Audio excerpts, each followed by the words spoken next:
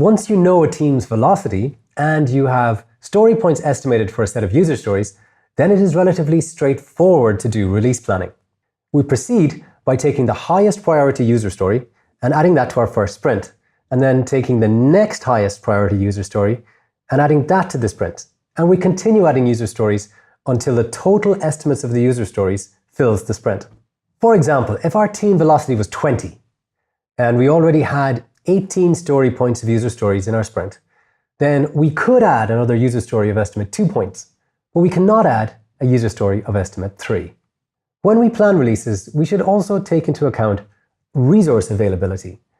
If our velocity is 20 story points, but exactly half the team are on holidays for a full sprint, then our adjusted velocity for that sprint will be 10 story points. Typically, you can use Excel or another spreadsheet software to calculate how many days of resources you have available for the sprint so that you can take holidays and other absences into account.